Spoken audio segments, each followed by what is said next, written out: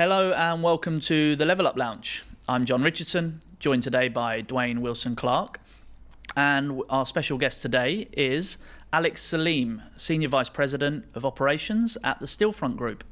Alex, thank you very much for joining us today.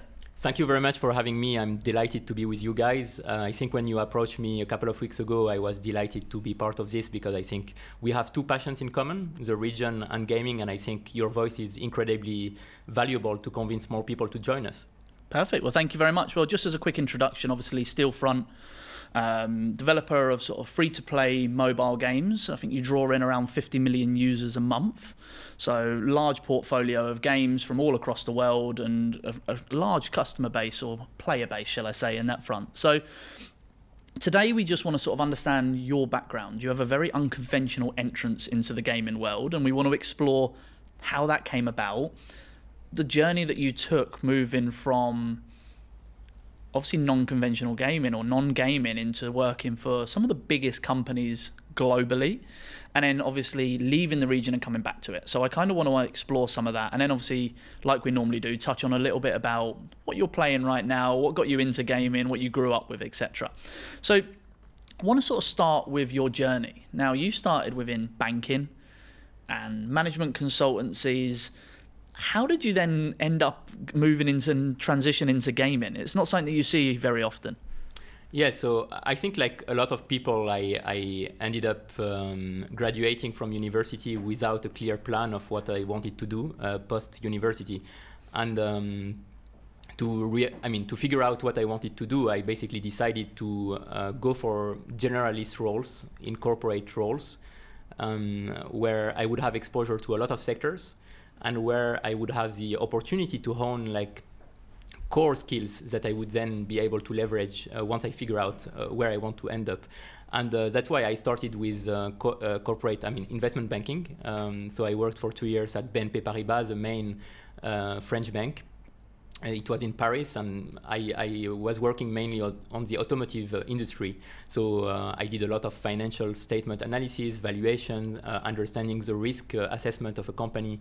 And then after 2 years there, I moved into a strategy consultancy in Cairo and then in Dubai, already in Dubai back then. So it was Booz & Co. It was back then the #1 strategy consultancy in the region in terms of value, revenue generated. And since then, I mean, it might not be familiar right now for the audience because in between, Booz & Co. has become rebranded as a strategy end after an acquisition by PwC. But basically, my goal in coming in the region was to, hone more like presentation skills, to learn about different sectors once again. And I worked on public sector, oil and gas, retail, some media projects as well. I traveled a lot. I spent time in Saudi Arabia, in Qatar, in Jordan, in Egypt. So it was a very steep learning curve. I learned from a lot of incredible professionals. But after 5 years overall in those corporate jobs, I was very happy about my learning curve. But some key pieces were missing. Number one, I felt that I was not owning a task from A to Z, because in consulting you always have a kind of short timeline and you never see the results of your recommendations. Number two, you never see the long-term impact of your advisory work. And number three, by design, all those corporate jobs are relatively abstract. So you never really get to focus on one sector. So basically, for all those reasons, I decided to go back to university at the end of my 20s, and I went for an MBA at INSEAD in France. And my goal was twofold. It was to find a job which is less aggressive in terms of work-life balance. And also I wanted a job which would be really in the creative industry.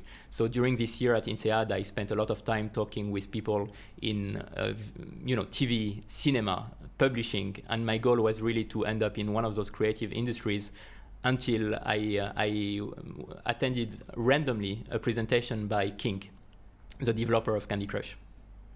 So how did that then come about? Because obviously you joined King, but not what I noticed about your journey at King is you progressed very quickly. Like you in a short span of time, you went on to becoming sort of the global advertising sort of monetization director. So you joined sort of straight from your sort of MBA all the way through into sort of that role.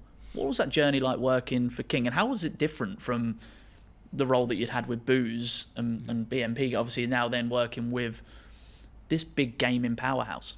Yeah, it was a lot of serendipity and just good luck because, you know, when I was at INSEAD, as I mentioned, I wanted to end up in a creative industry, but I was not necessarily thinking about gaming because I didn't even know that it was an option for a serious career. And it happens that while on campus, I saw their name and I entered almost randomly into the presentation, and there was this COO of King back in the day called Stefan Kurgan, also an alumnus from INSEAD, and the senior vice president for studios, a Swedish guy called Fred Alberg. And I attended the presentation, and even though I was a casual gamer since my childhood, and we can discuss about it later, I was completely mind blown by their vision for gaming, how they expected gaming to eat the world, you know, this form of entertainment to become more and more mainstream. And they were also like reaping the benefits from the early success of Candy Crush. Basically, I decided after this presentation to send my CV, and I started, you're right, with an internship during the summer of 2014. It went well, and I went back in 2015 in January in London. So I started working with a central team on product. Then I moved into a business performance director role, meaning that I was basically leading a small team of data analysts and data scientists. And the idea was to look really deep into the insights from the player behaviors and to make recommendations for the product managers in the team to improve the retention, the engagement, and the monetization of the games. And I did that for a couple of years. And then I moved into a kind of short project in Shanghai.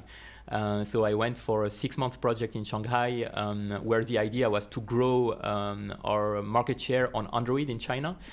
Because you know that in China there is no Google Play. So the idea was to go there, to explore the market, and to negotiate and sign a deal with a distribution platform. And we ended up doing that.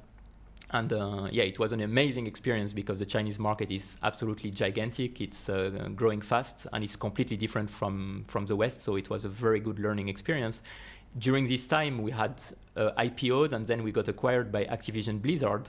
So when I came back to London, so the company was owned by this huge American company, very different culture from, you know, the Swedish origins. And the new CEO of the merged entity, Bobby Kotick, had this very ambitious plan to grow incrementally the revenue of the company by adding advertising. And so I was really happy to join as the director for this project. And basically it was a big project because it was about putting in place everything from scratch, adding the advertising experience in our big games, but in a careful way with A/B tests, hiring the team, convincing also internally the product teams to make these shifts, because you have to remember that, you know, 8 years ago, it was not that obvious that advertising would be a positive experience for the player community. A lot of product people were against it, vividly against it, and it was a lot of evangelization efforts to get their buy-in. It's an interesting one because it's one of those ones as a gamer, and if you're just playing on a game on your phone and then it's, oh, here's a pop-up of an advert, it had to, I'd imagine, that the transition from moving into making that like a full-time thing, that these adverts were going to pop up and create revenue. What was the testing phases like for that? Like, how long did the testing, what were the initial results when you were running those tests? Yeah, so first of all, I have to say that basically King, it was not the first time we did advertising tests. Maybe 3-4 years earlier, when King was still an independent company, we had done some testing, but the net effect was not that positive. And as a result, we decided to pause. And that's why I think like a lot of the product people, I mean, they were convinced, they had this intimate conviction that net effect for the company and for the player's experience is negative. Yeah. when Activision Blizzard acquired us, this was the consensus we needed to face, and we needed to change this consensus, and we had to spend a lot of time basically in the different studios, in Stockholm with Candy Crush, in Barcelona for Bubble Witch, in Malmö for Pet Rescue, and we did it in an iterative manner. We started with like medium-sized games to conduct A/B tests, prove that we were not seeing any churn, that it was actually increasing sometimes the retention of the players, and in any cases it was increasing the revenue. And we ended up rolling it out on Candy Crush, which was already the cash cow of the company. Yeah, interesting. And obviously from there, how did your next position come about? Yeah, so basically, as I refer to the cultural shift from King as a Swedish company based on consensus, very bottom-up, into an American company with very aggressive targets, top-down, it was not an easy transition for anyone, and a lot of key people left in the aftermath of the acquisition.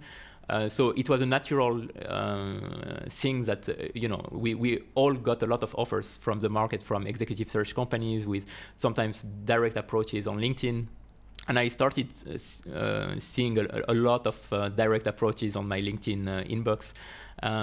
So I got quite a few opportunities in 2018. Second part of 2017 and beginning of 2018, and one day one of these messages came from Google, and pretty exciting. Yeah, it was difficult to ignore. So I read the message definitely, and I thought a bit about it. But basically, the context at the time, I don't know if you remember the beginnings of Twitch. Twitch was just taking by storm the whole industry. It was a new format. It was fresh. It was really part of the zeitgeist, and Google was really scared about the emergence of this new video platform. For context, Google had tried to acquire Twitch at some point until Jeff Bezos came and made a bigger check. So there was a lot of frustration and a lot of worries at Google that basically Twitch would come and take the market. Basically, in addition to Twitch, we had also a lot of new up-and-coming platforms, video platforms such as Facebook, but also nobody remembers this platform nowadays. It's Mixer, owned back in the day. Name, but yeah. Mixer. So they were funded by Microsoft. It was really seeing a lot of growth as well. And in this context, Google had to make something. And they decided, instead of acquiring an external entity, because they failed to acquire Twitch, to grow through YouTube their share of markets of the gaming vertical. And it's part of this effort that I joined Google, and basically I was part of the YouTube team. And my scope was basically to maximize the share of watch time and the revenue on YouTube for the gaming vertical. And there were two parts for this. There was working with the influencers, so really working with the top influencers in Europe, Middle East, and Africa to lock them in with deals whereby they have to commit to produce a certain number of videos per month, and in exchange we were committing some cash for them. But also, we were collaborating and liaising with the top developers and publishers, like Supercell, for example, to make sure we disseminate with them the best practices to make really good and relevant content, which is aligned with their strategy. So basically, yeah, for a year, I was in charge of this amazing role, and it was super insightful for me because it was the first time I was working especially with influencers. But then there was a reorg at Google, and basically I joined a new team, which was called EPS, so EMEA Partnership Solutions.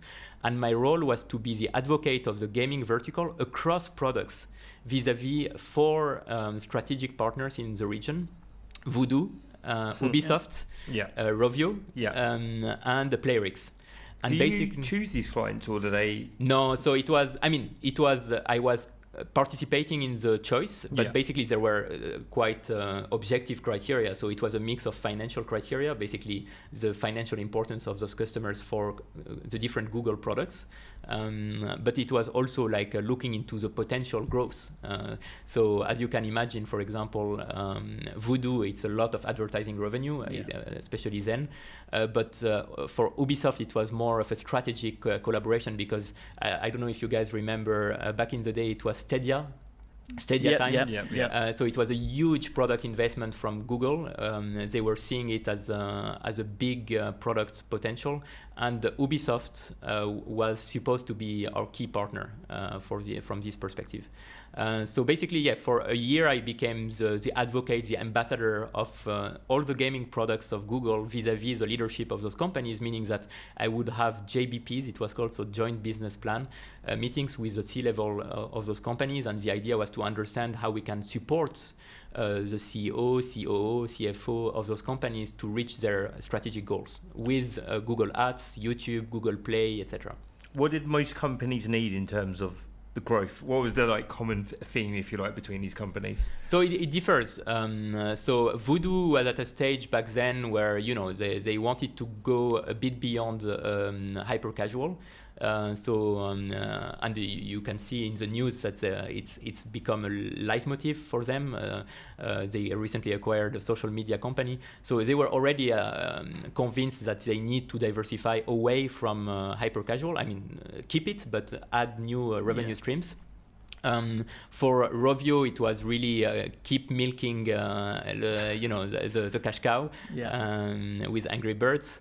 So it was really differentiated. And Ubisoft they are an interesting company to work with because they always have a lot of innovative ideas, and that's why we were very happy to work with them on Stadia, even though at the end it didn't work as well as we expected. Okay, and was that Ubisoft globally you were working with, or within this particular part of the world? So it was based on where the headquarters is based. So it was supporting those companies globally, but we were working mainly with the headquarters, and Ubisoft, of course, is headquartered in Paris. So when we would have the meetings, it was usually in the headquarters. It made sense for you to look after Voodoo and Ubisoft then in that case. Okay, and then obviously we're keen to understand that moving from a game studio to a tech business.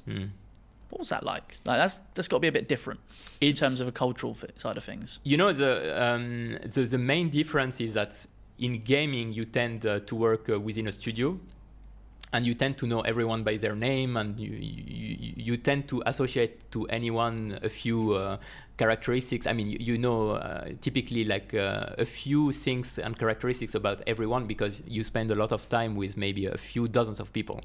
When you join a company like Google, suddenly you are in a building with like hundreds, potentially more than 1,000 people, and basically you get into a place where a lot of the people are complete black box to you. So you feel a bit like you are a number. I mean, just a small piece of a huge organization. So it's very intimidating. But over time you get used to it, and you typically get to spend most of your time within your core team. So in my case, it was spending time with the YouTube team. But it is a big shift culturally from going, from gaming to a big tech company. The other big difference I would say is in gaming, you usually have very short-term targets. So you are going to have the results of an A/B test based on the early feedback from the data. You make changes, and you have this feedback loop, which is very quick. With a big tech company, at least in my experience, it's much more long-term approach. So it's more strategic, I would say, but also you lack this feedback loop from the markets in a very short-term manner. Perfect. And how did your next role come about then? Because you joined Huawei following on from Google. Was that something that they approached you for that position, or how did that come about? Yes, so end of 2019, once again, serendipity and good luck. End of 2019, I was approached in the same week by two huge Chinese companies. One was TikTok and the other one was Huawei. And the two companies at this point had the ambition to grow their presence in the gaming ecosystem, not only in China, but out of China, so in the West. And I discussed with the two companies and Huawei because they could feel that I have a bit of skepticism about their approach. They invited me to visit the headquarters in Shenzhen, which is an incredible, spectacular headquarters. They have built a kind of it's a building which looks like Versailles Castle, basically. I was incredibly impressed by the ambition they have, the push from the leadership to really eat into the market share of Google and Apple when it comes to games distribution. And basically, their vision was to hire me as the global director for App Gallery, which is the distribution platform of Huawei, and to position it as a viable alternative to the duopoly of App Store by Apple and Google Play by Google out of mainland China. And basically, I had carte blanche in terms of hiring strategy, marketing, product people, and business development people, and to convince developers that more competition is better. So that's what we did. I hired 17 people in my first year at Huawei, and we had skyrocketing revenue in the first year. So we closed deals with Voodoo, with Ubisoft, with Gameloft, with Playrix. We saw a lot of traction in terms of like a reaction from the audience, from the developers community, from the publishers, even a lot of times from the regulators. It was always like positive feedback in the sense that everyone realized that more competition is better at the end of the day because it means more innovation, lower rev share for the platforms. But yeah, what was completely out of my control for sure and out of Huawei control was the regulation and the shift of the geopolitical situation. And the end of 2020, the US started introducing more and more harsh regulations against Huawei. It became tougher in 2021 to make business basically as a Huawei employee in the Western countries. So it became quite clear to me like around mid 2021 that it would be very hard to scale further because of those PR and the legal constraints. And I started to look for my next opportunity while working still for them. Is that what led you to Dubai? So I didn't come straight away to Dubai, even though already at this point I was considering leaving London. So sorry, because I am facing two British people. London is actually the place I've spent the most time in my life. I even took the British passport at some point, despite my French accents. But yeah, after 10 years in London, I was considering more and more to move back to somewhere with more sun, with a more entrepreneurial spirit. But it only happened in December last year, actually, my move back to Dubai. Okay. So yeah, back and to your... Was that influenced by Stillfront Group? Yes. So basically, in 22, this was the first time I was proactively looking for a job because I was feeling that the future and the momentum of Huawei was not looking bright. And I focused mainly on gaming roles, of course. And Stillfront is a company that I had heard about for quite a few years because I've been in the ecosystem of gaming for many years. I remember vividly in 2016 when Stillfront acquired Babil. That's the first time I heard this name, and I was really impressed and positively surprised because it was rare at this point of time for international companies, for Western companies to come and invest in the MENA ecosystem. And then in conferences, in gaming B2B events, I started noticing more and more the Stillfront people, and I was really impressed by their vision, by their dedication to grow their portfolio of studios. They made more and more acquisitions. They became a global company with studios in America, in Europe, in Asia. And basically one day in 2022, while I was looking for a job, I went on LinkedIn and I saw they were looking for a new senior vice president for operations. And I just contacted the hiring manager, Alexis Bonte, who was the COO, who is still part of the leadership of the company, and who became my line manager. This is how it started, basically. And what's the vision, if you like, for Stillfront? Where do you kind of see it going? So basically what I liked when I joined Stillfront was precisely the quality of the leadership and the scale at which they acquired and optimize the performance of companies. So currently we are 22 studios. And basically, we are hugely diversified, both in terms of geography. As I mentioned, we are across different continents. We are also covering and spanning a wide spectrum of genres. We cover, from casual up to hardcore. So we have games in our portfolio like BitLife or Jawaker that you could qualify as casual, and it goes to games like Albion. I know that you are a fan of, which are more on the hardcore side. We cover both mobile, console, a bit of console, and a browser PC. Yeah. We do have revenue streams for microtransactions, but also from advertising. We work also more and more with new platforms. So what attracted me within Stillfront was this incredible diversification and the opportunity to work with such an amazing portfolio, because I was myself an avid player of some of their games, like Jawaker. I thought it was an incredible acquisition when they acquired Jawaker in 2021. And I saw it as a huge opportunity for me to learn from great entrepreneurs and from great product people. Yeah, and I think Jawaker was one of the success stories for this part of the world in terms of that acquisition. And I understand that in your role at Stillfront, you look after a portfolio of these studios, and Jawaker being one of those, and Babil, which are two of the sort of the bigger names from this part of the world in terms of gaming. Yeah, that's a good point, John. So maybe I should spend a bit of time explaining what I do.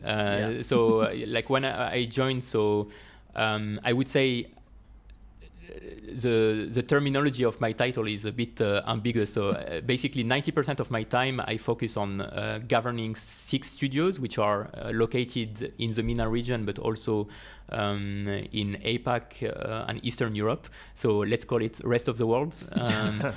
So those 6 studios are Jawaker, Babil Games. So those they have operations in Jordan, but with legal entities here in the UAE. Then we have Moonfrog in India, in Bangalore, which is a bit the Silicon Valley of India. We have GameLabs, which is an Ukrainian company originally, but of course, due to the unfortunate geopolitical situation, the teams are working remotely right now. We have Imperia Online in Sofia, and we have also 6 Waves in Hong Kong, but with a big focus on the Japanese markets. And basically my role is to make sure, working hand in hand with the leadership of these studios to deliver, to optimize the financial and the operating value, and we work also on realizing synergies across the studios. That's 90% of my focus, and in addition I spend around 10% of my time working with our big distribution platforms, so Google, Apple, for example, and I act as a point of contact at the group level vis-a-vis those platforms.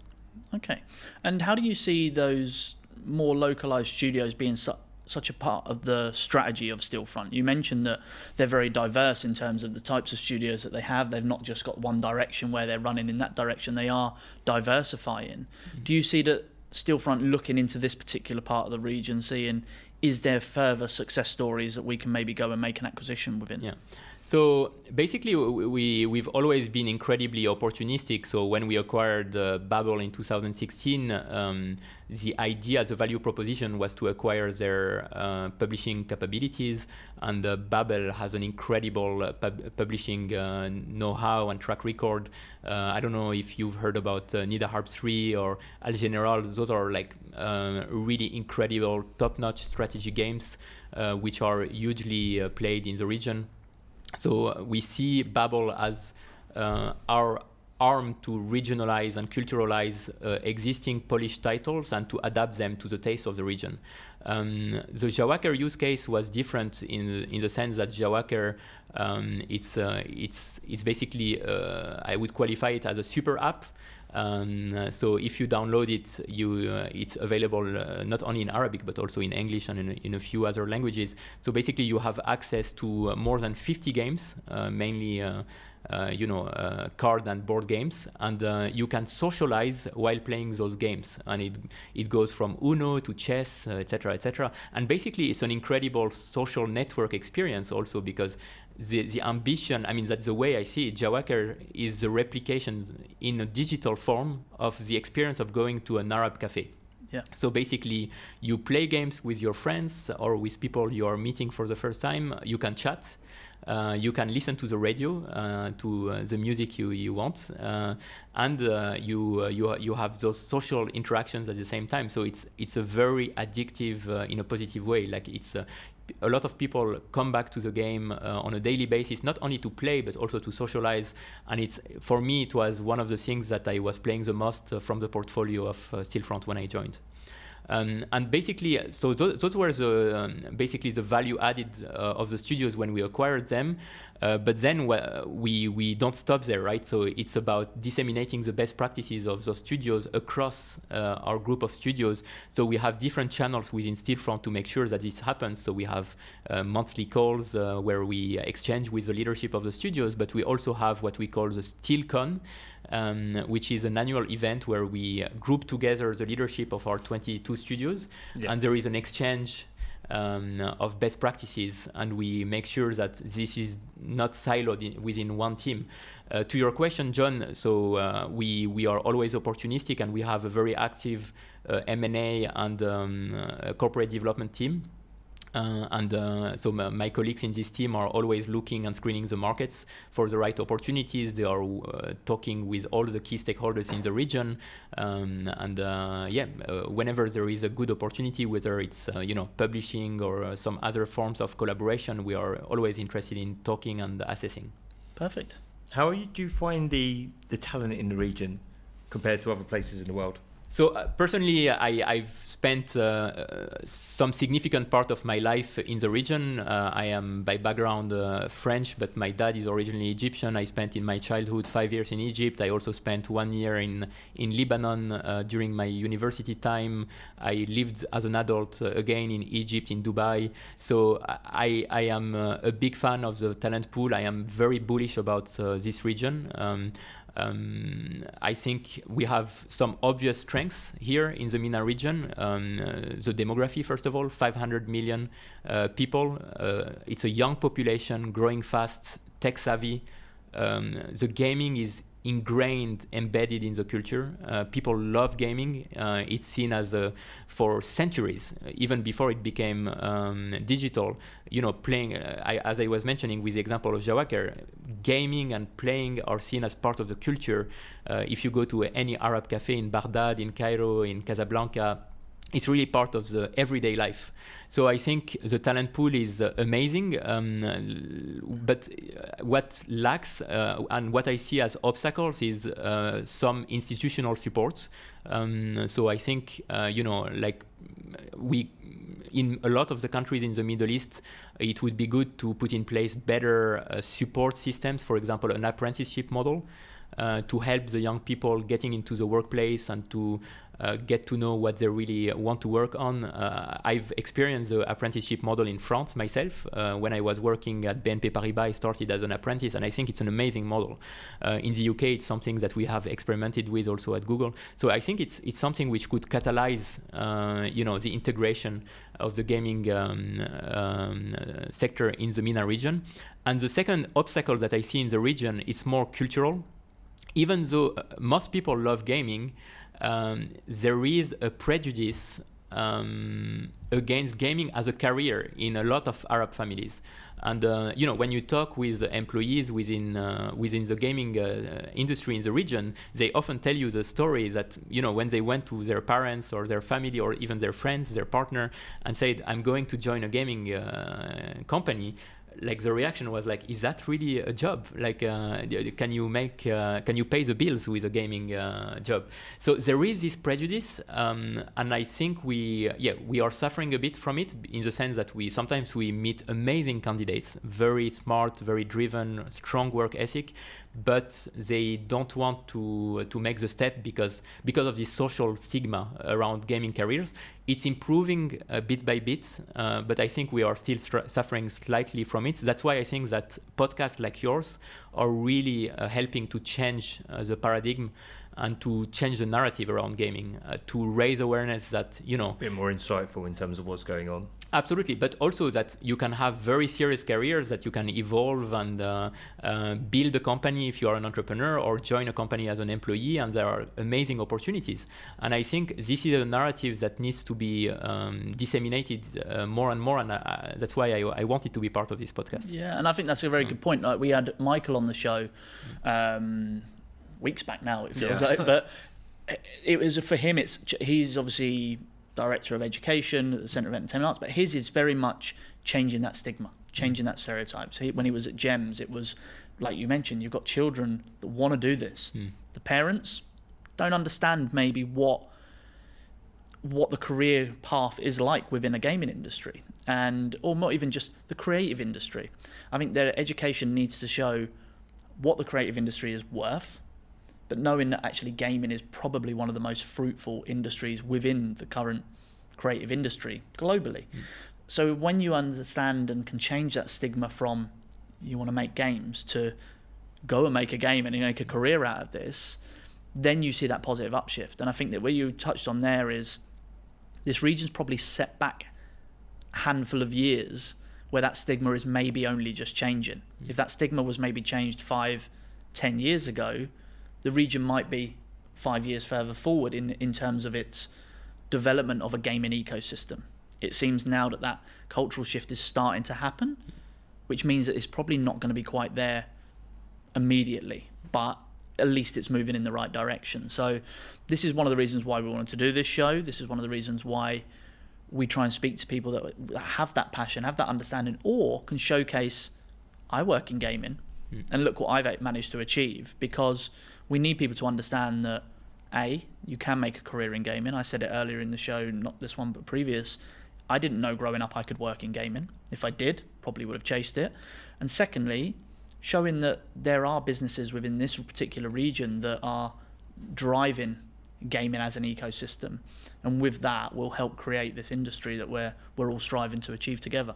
No, fully agreed. And I also want to add a level of nuance here, because we talk a lot about the MENA region.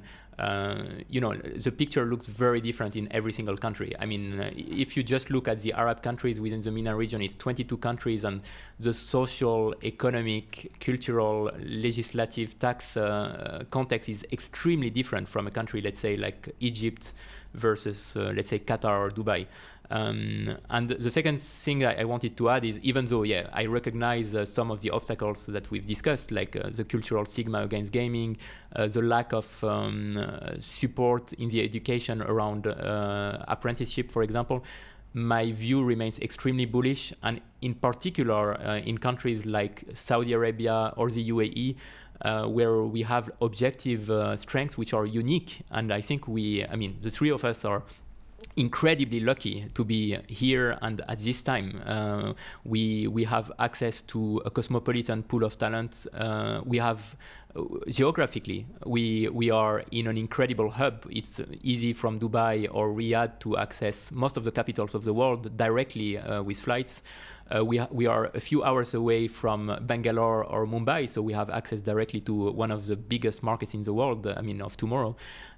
So those remain incredible strengths. And last but not least, those countries also have the privilege of having governments at the highest level, which have a very strong opinion about the necessity to invest in gaming and in tech in general. In Saudi Arabia, MBS is himself an avid player. He's chairing the Savi Group himself. And we have this similar commitment of the leadership at the highest level in Qatar and the UAE. And I think this will be an amazing catalyst to solve some of the issues that we have mentioned earlier. Perfect. No, and I think one of the things I was going to ask to kind of wrap up this segment is around sort of your hopes for this particular region. But I think you kind of touched on several of those in terms of we have the right foundations here. We have the right driving forces at the highest level. Now it's about bringing in talent, not bringing in, but utilising the talent that's here and creating great game studios and creating much more success stories like a Jawaker, like a Babil, and like some of the guys that are actually down in Abu Dhabi at the moment, here in Dubai, and the other parts of like the region as well. So I think we have all the fundamentals that's needed. It just needs everyone to push in the right direction. And I think that this could be the next big hub for gaming. No, absolutely, and you already see some extremely positive signals. You have like some local companies which are starting to see big traction, like Sensoft in Saudi Arabia. We cross paths a lot with the leadership of this company, and it's really impressive to see what they are starting to realize in the region. I mean, with Babil and Jawaker that we acquired, we've seen like how incredible products could be built from scratch, 100% from the local talents. So those are examples which already exist, and I hope that it will inspire many people to do more of it. In terms of like the next steps, I think what we need in the region is more incubation, more acceleration. So to have equivalent to the Y Combinator. I mean, there are a few examples, but I think those institutions could help convince more top talents for people in their 20s, 30s to go and to become entrepreneurs in the gaming sector or other verticals. But I think having a kind of MENA version of the Y Combinator, it would be an amazing support. And the other thing which is missing, in my humble opinion, is also seed money. I think this would be like a great thing if in the next few years more dedicated gaming VCs were to focus on the MENA region. Perfect. Well, I've just been signalled that our time management is all over the place again today. So we want to get onto the end segment of the show now, and we've got around 10 minutes to sort of run through it. But kind of want to explore. Now, we spoke about how you pivoted from banking consultancy into gaming. I'm guessing there was an original love for gaming that you grew up gaming. So we're keen to sort of understand, what was the first console that you ever owned, got your hands on? Where did that love initially come from? I am afraid this will kind of date me because for me it was the Sega Mega Drive. Okay. So this was probably around the mid 90s. Yep. And I remember vividly with my brother, we got the surprise one day coming back home, and we had this console at home, and we started playing Mortal Kombat. Vintage, but it's a classic. Yeah. It's for me, and I was having this conversation, it's probably the first console that really sticks in my mind, because it's the first console you typically own. Like, consoles at that stage were kind of only just being introduced, and I think that and then probably the original PlayStation are kind of like the two that really stick out for me. But I was a Sega guy. I grew up with Segas, and Mega Drive was my first console as well, and I've got a real soft spot for it. What about first game you fell in love with? I'm guessing, is it still Mortal Kombat or? As we discussed during our prep, I'm a big fan of football, and I am a gamer. So obviously, when FIFA became a thing, I fell in love straight away. So the first FIFA was 94? Yeah, I think the first time we got it at home, it was maybe in 96 or 97. Yeah. And we were completely addicted to it. And then a few years later, I don't know if you guys remember, Championship Manager came. Yep. Yeah. And this was like an absolute addiction for me. I think it had a very negative impact on my school results for quite a few You're not years. the only one, I don't think. But then out of the football vertical, I remember very positively the first time I played Worms. I don't know if you guys remember. Worms. So really a good experience. And Crash Bandicoot also. I had a lot of good time there. Yeah. So I think FIFA 97 was the first one where they introduced the indoor football as well, if I remember correctly. I've owned every FIFA since 94 onwards. But I think 97 was where they introduced the indoor, so I think that one stands out for me as well in that sense.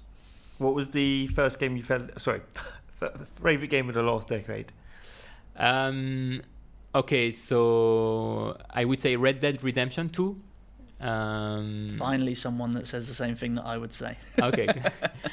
So for me, it was a masterpiece. It goes beyond gaming. I think it's just the art is just absolutely top notch, and it's the emotional impact of the game was very strong for me.